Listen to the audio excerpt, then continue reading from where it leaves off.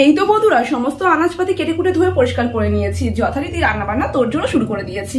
আজকে না পাঁচমিশালি আনাজ দিয়ে পালং শাক রান্না করব। শীতকালে না পাঁচমিশালি আনাজ দিয়ে পালং শাক খেতে ভীষণ ভীষণ ভালো লাগে, তাই নয় কি প্রিয় বন্ধুগণ?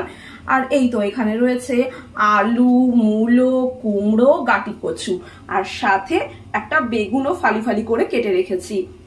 আর এই তো পাঁচমিশালি আনাজ দিয়ে পালং শাক যে আমি রান্না করব তাতে কিন্তু 5 ফোড়ন আর শুকনো লঙ্কা ফোড়ন দেবো।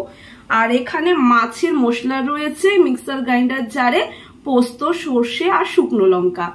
আর এই দিকে রয়েছে মাছ। এটা কি মাছ আমি না ঠিক বলতে পারবো না, মাছ সেরকম ভাবে আমি চিনি না, রুই কি কাতলা যে কোনো একটা হবে। মাছগুলোকে ধুয়ে ধায়ে একেবারে পরিষ্কার করে রেখেছি। তো পোস্ত বাটা আর সর্ষে বাটা দিয়ে মাছের ঝাল করব, তার জন্য কিন্তু আমি অলরেডি এখানে পেঁয়াজ ছুলে রেখেছি, রসুন ছুলে রেখেছি, কয়েকটা কাঁচা লঙ্কা নিয়েছি আর ধনেপাতা নিয়েছি। তো সমস্ত মশলাগুলোকে বেটে বুটে একেবারে মাছের ঝালটা কিন্তু বেশ জম্পেশ করে রান্না করব। আর এদিকে অলরেডি কিন্তু ডালও বসিয়ে দিয়েছি। তো চলুন বন্ধুরা ধীরে ধীরে রান্না বান্নাগুলো স্টার্ট করে ফেলি। ডালটা প্রায় হয়েই এসেছে, এখন আমি ডালের মধ্যে একটু ঘি দিয়ে দেবো। ঘি দিয়ে ডালটা নামিয়ে নেবো। ওকে, আজকে আমার তো ঠান্ডা লাগছে, কি বলবো আপনাদেরকে, গলা ব্যথা করছে, সর্দি কাশি, গলা ব্যথা, হালকা হালকা জ্বরও রয়েছে। ওয়েদারটা না এখন ঠিকঠাক ভালো নয় জানেন তো, সেরকম একটা রোদের তেজও নেই, কেমন একটা মেঘাচ্ছন্ন মানে আকাশ, আবহাওয়াটাও যেন কেমন একটা মানে ঝোড়ো ঝোড়ো হাওয়া বইছে চারিদিক থেকে। তো যাই হোক, এখন সকলেরই ঘরে ঘরে এখন ঠান্ডা লেগে রয়েছে, তাই নয় কি? এটা না একটা অসুখের লক্ষণ, তাই না বন্ধুরা? তো যাই হোক বন্ধুরা, ডালের মধ্যে আমি ঘি দিয়ে দিয়েছি, একটু ফুটিয়ে নিয়ে ডালটা নামিয়ে নিয়ে তারপরে এই যে মাছগুলোতে লবণ হলুদ মাখিয়ে একেবারে মাছগুলোকে ছাকা তেলে ভেজে নিয়ে মাছের ঝালটাও বসিয়ে দেবো। আর ওদিকে পালং শাকের তরকারিটাও সেরে নেবো। তারপরে লাস্টে ভাত বসাবো। তাড়াতাড়ি ভাত বসাবো না, কারণ এখন তো একটু একটু ঠান্ডাও পড়ে গিয়েছে, একটু একটু কি বলবো, বেশ ঠান্ডা পড়েছে। তো তাড়াতাড়ি ভাত করলে না ভাতটা ঠান্ডা হয়ে যাবে, খাওয়ার সময় ভালো লাগবে না। গরম গরম ধোয়া ওঠা ভাত শীতকালে খেতে কিন্তু বেশ ভালো লাগে, তাই নয় কি প্রিয় বন্ধুগণ? তো যাই হোক, চলুন রান্নাবান্নাটা সেরে নেব। নমস্কার প্রিয় বন্ধুগণ, আমি সঙ্গীতা, আপনাদের সকলকে আমার চ্যানেল হ্যাপি উইথ সঙ্গীতাতে স্বাগত জানাই। আশা রাখি আপনারা সকলে ভালো আছেন, আমরাও বেশ ভালো আছি। আজ হলো 3 ডিসেম্বর টুইসডে, আর এখন ঘড়িতে বেজে গিয়েছে বেলা 11টা। দেন এখন থেকেই আমি আমার ব্লগটা স্টার্ট করে দিলাম। এই তো ঢাকা চাপা দিয়ে পালং শাকের তরকারিটা রান্না করে নিচ্ছি, গ্যাসের ফ্লেমটা একেবারে লো করে ঢাকা চাপা দিয়ে একেবারে রান্নাটা সেরে নেবো। ঝিমি আছে, সুসিদ্ধ হয়ে যাবে। আর এইদিকে মাছ ভাজাটা হচ্ছে। সকাল সকাল ঘুম থেকে উঠে রীতিমতন ঘর দুয়ার পরিষ্কার পরিচ্ছন্ন করে স্নানাদি কমপ্লিট করে ঠাকুর পুজো দিয়ে যথারীতি কিচেনে চলে এসেছি। একেবারে কোমর বেঁধে রান্নাবান্না তোড়জোড় শুরু করে দিয়েছি।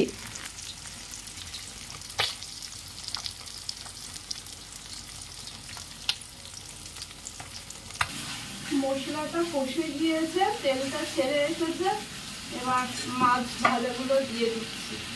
ওকে, একটু মিক্স করে নেবো। তারপরে পরিমাণ মতন একটু উষ্ণ গরম জল দিয়ে ঢাকা চাপা দিয়ে রান্না করে নেবো। জল দিয়ে দিচ্ছি। আমার রান্না বান্না কমপ্লিট হয়ে গিয়েছে। এই হলো মাছের ঝাল, সর্ষে বাটা আর পোস্ত বাটা দিয়ে জব্বর হয়েছে মাছের ঝালটা। আর সাথে এই যে পালং শাকের ঘন্ট, পাঁচমিশালি আনাজ দিয়ে পালং শাকের ঘন্ট বা তরকারি যাই বলুন না কেন, আর সাথে মসুর ডাল। ওকে, চাপ চাপ মসুর ডাল। ওকে, এই দেখুন, ওকে, ওপরে জলটা ভাসছে আর নিচে কিন্তু চাপ চাপ মসুর ঘন ঘন ডাল। ওকে, আর এই যে গরম গরম ভাত। চলুন খাওয়া দাওয়াটা কমপ্লিট করে। গুড ইভিনিং ফ্রেন্ডস, তো একটু রেডি সেডি হয়ে বেরোচ্ছি সন্ধ্যা নাগাদ। রেহানকে স্যারের কাছে পড়াতে দিয়ে আসবো। আর আমি কিছু ওই গোপাল শিবার মানে নিত্য গোপাল শিবার কিছু ওই ফুল, মানে ফুল তো নয় সরি, বেলপাতা আর ফলাদি নেবো। আর এই যে রেহান আসছে।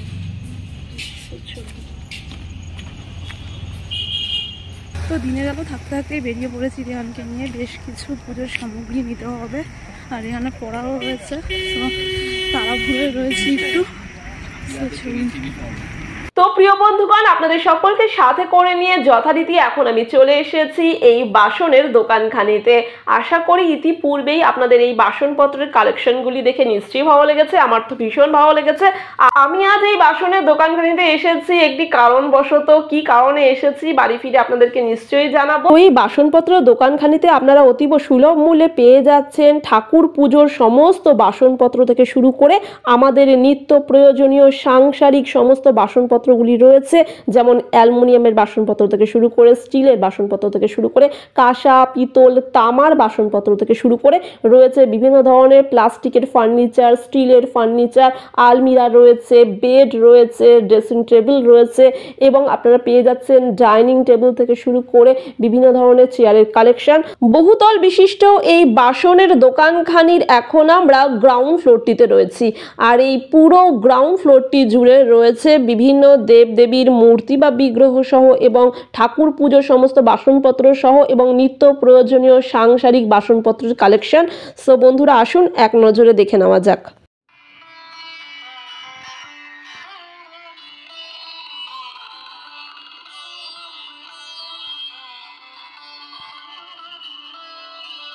বাসনপত্রের দোকানখানি থেকে যথারীতি কেনাকাটা কমপ্লিট করে রেহানকে স্যারের কাছে পড়াতে দিয়ে এখন চলে এসেছি ফলের দোকানে। তো ফলের দোকান থেকে কিছু পুজোর ফল নিয়ে নেব, তারপরে প্রিয় বন্ধুগণ বাড়ি ফিরে গিয়ে আপনাদের সাথে আমি কথা বলছি।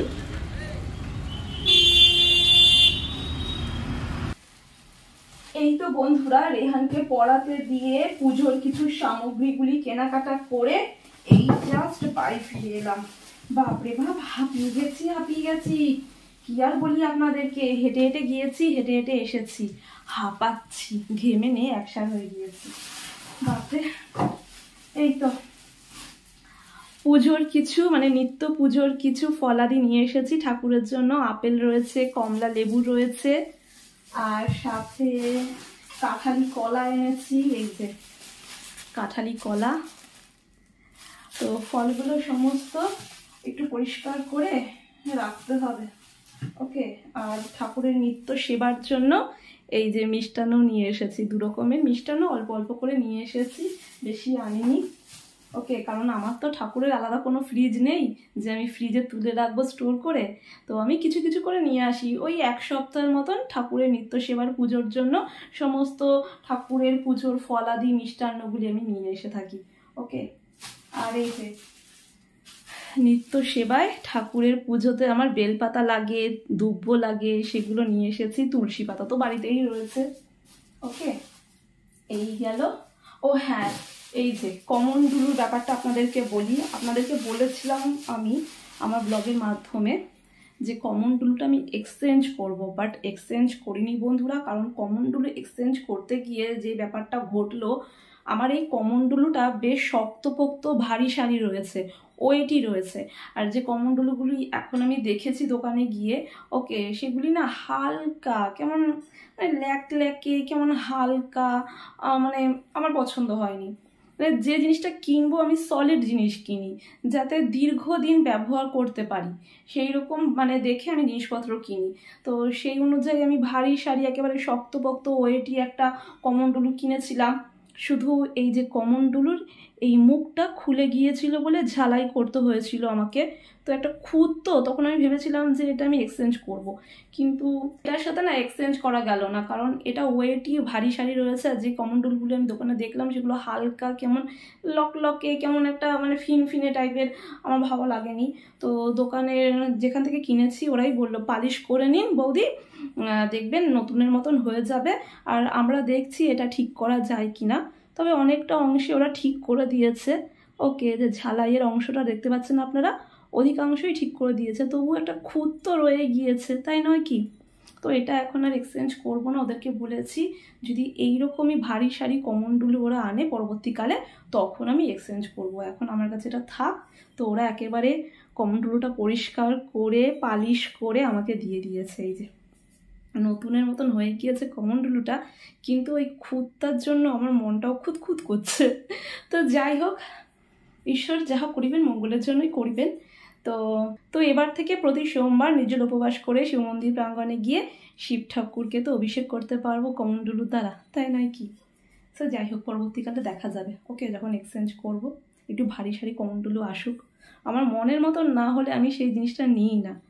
সো যাই হোক, হ্যাঁ, আর আরও কিছু কিনেছি। আমার নিত্য পুজোর মানে নিত্য ঠাকুরের পুজোর কিছু বাসনপত্র কিনেছি আমি। দাঁড়ান, আমার মনটা খুশি খুশি, বুঝতে পারছেন আপনারা? দাঁড়ান, আগে না গোপালের বস্ত্রাদিগুলি দেখাই। গোপালের জন্য বস্ত্রাদি নিয়ে এসেছি। এই দেখুন, একটা লাল সুতির জরির ঘাগরা।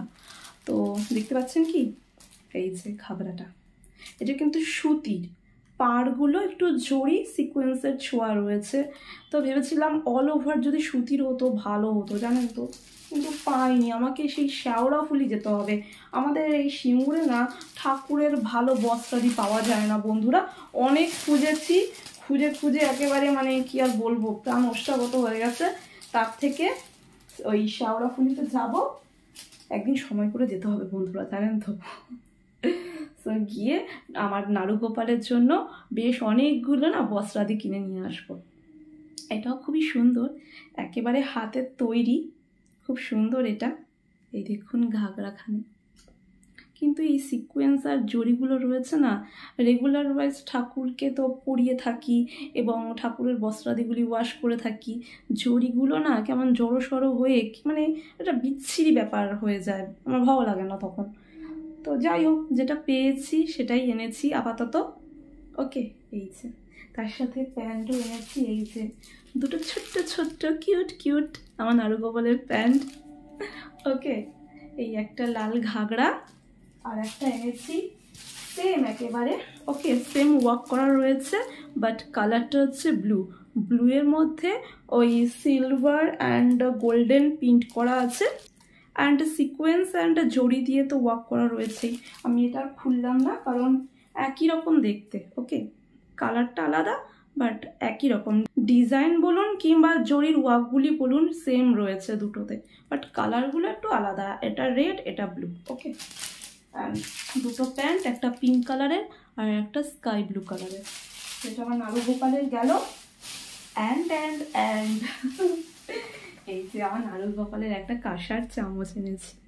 নাড়ুগোপালকে না জল খাওয়ানোর সময় খুব অসুবিধা হয়, গ্লাস করে এইভাবে খাওয়াতে গিয়ে না জামাগুলো পুরো ভিজে যায় একেবারে। ঠাকুরের জামা ভিজে যায় যখন, আবার আমাকে চেঞ্জ করতে হয় বারে বারে। সো সেই জন্য গ্লাসের মধ্যে চামচটা থাকবে, আর চামচটা দিয়ে এভাবে জলটা খাইয়ে দেবো ঠাকুরকে। তারপরে পায়েস যদি মানে পরমান্ন যদি নিবেদন করি ঠাকুরকে, তখন পরমান্ন খাওয়ানো যাবে, তাই নয় কি? সো যাই হোক, বুদ্ধি করে একটা কাঁসার চামচ নিয়ে এসেছি। ভালো হয়েছে না চামচটা? আমার বেশ ভালো লেগেছে। ওকে, যাই হোক, এই একটা গেল। অ্যান্ড আমার নাড়ুগোপালের কাঁসার গ্লাস রয়েছে এরকম বড়। ওকে, আপনারা দেখেছেন আমি নিত্য পুজোতে আমি ঠাকুরকে জল নিবেদন করে থাকি। তো আমার মা লক্ষ্মীর এইরকম কাঁসার বড় গ্লাস ছিল না, গণপতি বাপ্পার এইরকম বড় কাঁসার গ্লাস ছিল না। তো ভাবলাম যে মা লক্ষ্মী দেবীর জন্য যখন একটা কাঁসার গ্লাস নেব, তখন গণেশ ঠাকুর কেন বাদ যাবে, তার জন্য একটা কাঁসার গ্লাস নিয়ে নিই। তো দুটো কাঁসার গ্লাস এনেছি। 3টে নেওয়ার কথা ছিল, আমার গুরুদেব রয়েছেন তো, তাই ভেবেছিলাম 3টে কাঁসার গ্লাস আনবো, কিন্তু মানে একটু অসুবিধায় পড়ে গিয়েছিলাম, তাই দুটো আপাতত এনেছি। পরে দেখি একটু সঞ্চয় করে নিই, তারপরে গুরুদেবের জন্য একটা কাঁসার গ্লাস নিয়ে আসবো। আমাকে কাঁসার বাটাও কিনতে হবে ঠাকুরের জন্য, একটু একটু করে কিনছি। ওকে, একসাথে তো সব হয় না বন্ধুরা, তাই নয় কি? তো এই দেখুন কাঁসার গ্লাসগুলো। আমি মানে কি বলবো, আমার এত আনন্দ হচ্ছে না আজকে, সত্যি কথা বলতে আমার মনটা আজকে পুরো মানে মন প্রাণ পুরো ভরে গিয়েছে। এই দেখুন কাঁসার গ্লাসখানি। ওকে, ডিজাইনটা দেখুন, এই দেখুন, আশা করি দেখতে পাচ্ছেন। এই যে ভালো হয়েছে না?